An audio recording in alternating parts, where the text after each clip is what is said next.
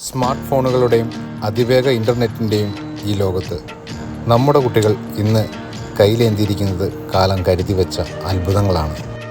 പുഞ്ച cent Thomas ദേവാലയത്തിലെ വിശ്വാസോത്സവത്തിനോടനുബന്ധിച്ച് അവസാന ദിവസം കുടിയേറ്റ ജനതകൾ ആ സമയത്ത് ഉപയോഗിച്ച വസ്തുക്കളെ പരിചയപ്പെടുത്തുവാൻ വേണ്ടി കുട്ടികൾക്കായി ഒരു പ്രോഗ്രാം നടത്തിയിരുന്നു.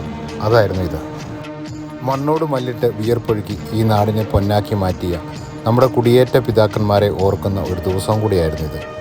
കാലം മായ്ച്ചു കളഞ്ഞ പലതും പുതുതലമുറയ്ക്കായി പുനർജനിക്കുകയാണ് ഇവിടെ.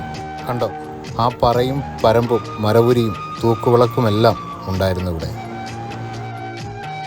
ആ പഴയ പറ വെറും ഒരു പാത്രമല്ല, അതൊരു നാടിൻ്റെ ഐശ്വര്യത്തിൻ്റെയും വിശപ്പടക്കിയ കഠിനാധ്വാനത്തിൻ്റെയും അടയാളമാണെന്ന് ആ കുഞ്ഞുങ്ങൾ മനസ്സിലാക്കി.